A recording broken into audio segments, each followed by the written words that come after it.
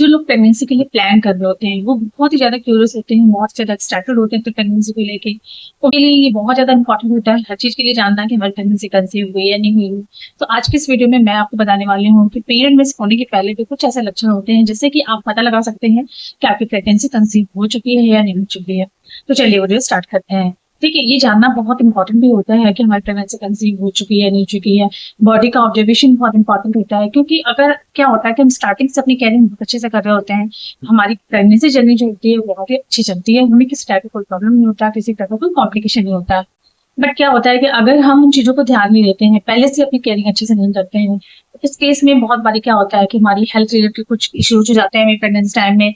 बहुत बारी लोगों के जो मिसकैरेज होते हैं स्टार्टिंग मंथ में वो इसलिए होते हैं क्योंकि हमें स्टार्टिंग मंथ में हम अपनी केयरिंग बहुत अच्छे से नहीं कर पाते हैं। ये जो सिम्टम्स हमारे साथ हो रहे होते हैं हमें बहुत टाइम तक तो पता ही नहीं चलता है कि हमें प्रेगनेंसी कंसीव हो चुकी है। तो इसीलिए प्रेगनेंसी के स्टार्टिंग मंथ से ही आपको ये सारी चीजें ध्यान में जरूर रखना चाहिए। तो पीरियड मिस होने से पहले ही आप कैसे पता कर सकते हैं कि आपकी प्रेगनेंसी कंसीव हुई है या नहीं हुई है, तो चलिए जानते हैं।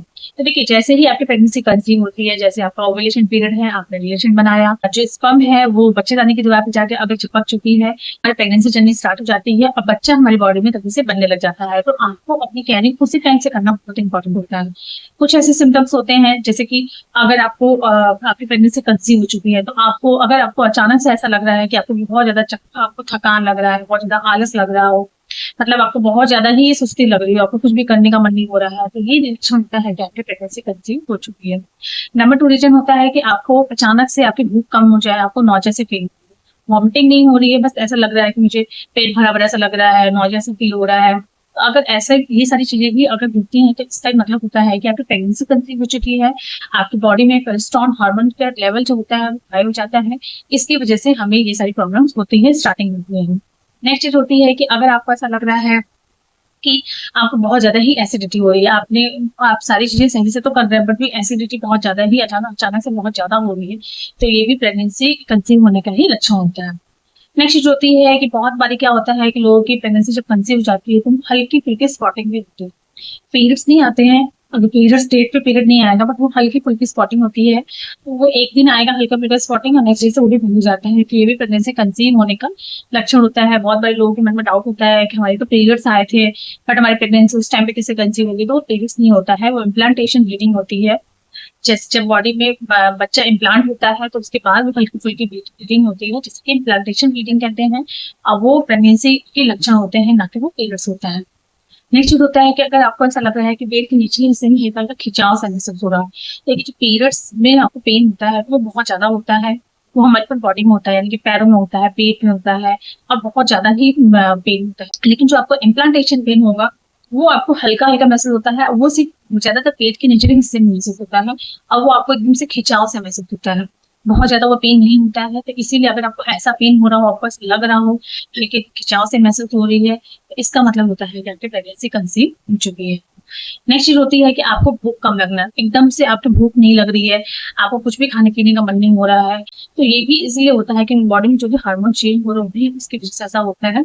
तो ये भी प्रेगनेंसी का एक स्टार्टिंग लक्षण होता है। देखिए, बहुत सारे लोगों के साथ इसका जस्ट अपोजिट होता है, बहुत सारे लोगों को एकदम से उनकी भूख बढ़ जाती है, जैसे ही बच्चा इम्प्लांट होता है आपकी बॉडी में तो उनकी भूख अचानक से बहुत ज्यादा बढ़ जाती है। अगर आपको ऐसा भी हो रहा हो तो भी ये लक्षण होता है कि आपकी प्रेगनेंसी कंसीव हो चुकी है। फिर तक अगर आपको पीरियड नहीं आया है, उस डेट के बाद 1 वीक या 10 डेज बाद आपको अपनी प्रेगनेंसी टेस्ट करना है घर पे।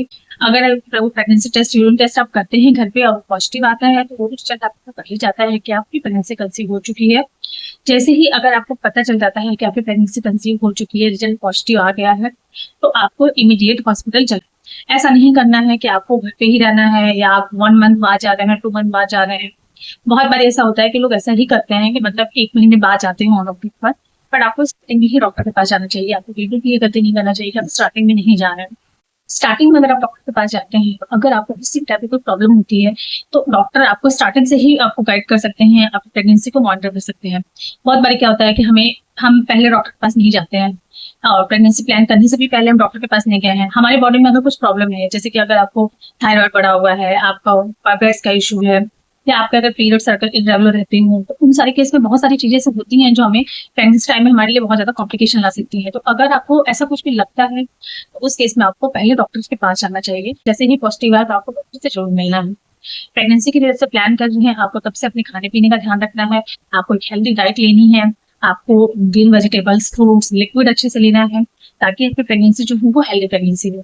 आपको अल्कोहल, स्मोकिंग बिल्कुल भी नहीं करना है। जब से आपने प्रेगनेंसी के लिए प्लान किया है तब से भी छोड़ देना है वो सारी चीजें आपको। बहुत ज्यादा चाय और कैफीन को भी अवॉइड करना है। चाय कॉफी ले सकते हैं, बट आपको की जो मात्रा है वो बहुत ही मतलब लिमिटेड अमाउंट लेनी है, बहुत ज्यादा उसको नहीं लेना है। तो फ्रेंड्स, ये सारी चीजें हैं जिनका कि आपको ध्यान रखना होता है। एक चीज और कि अगर आपको पहले से किसी भी चीज की ट्रीटमेंट चल रही हो, यानी कि हेल्थ रिलेटेड कोई भी इशू आपको चल रहा हो, तो आपको एक चीज ये ध्यान रखना है कि अगर आप प्रेगनेंसी के लिए प्लान कर रहे हैं, आपकी प्रेगनेंसी जैसी पॉजिटिव आ जाती है, प्रेगनेंसी कंसीव हो जाती है, तो उस टाइम पे आपको वो मेडिसिन नहीं लेना है विदाउट डॉक्टर के कंसल्ट के। इसीलिए मैं कह रही हूँ कि आपको जैसे ही आपकी प्रेगनेंसी रिजल्ट पॉजिटिव आ जाती है तो आपको डॉक्टर से मिल लेना चाहिए।